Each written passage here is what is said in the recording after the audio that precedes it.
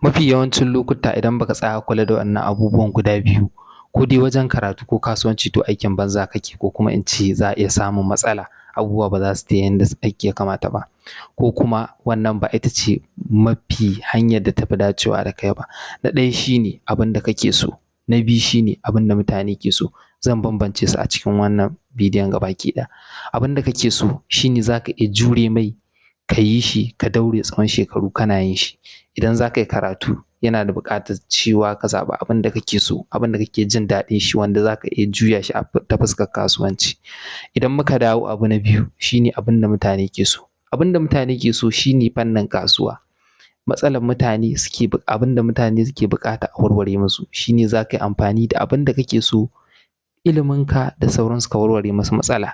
Duk wani kasuwanci yana tafiya a haka. Ƙaramin misalin kuma da zan baka shine, za ka ga cewa wanda ya yi karatu ya kasance karatun ya ɗauke shi a matsayin profession, za ka ga ba wai iya a ɗauke shi aiki waje ɗaya ba ne ba, a'a yana iya gina kasuwancin shi da wannan karatun. Shi kuma ɗan kasuwan da yake ƙoƙarin gano matsalar mutane, ko ya zanna ya je waje ya duba ya ga menene suke buƙata ya kawo musu, ko ya tashi daga wannan gari zuwa wannan gari, su ne suke saurin samun cin nasara cikin ikon Allah. Kuma yawancin wannan kasuwancin ana samun kuɗi da shi. Amma menene ka fahimta dangane da waɗannan abubuwan?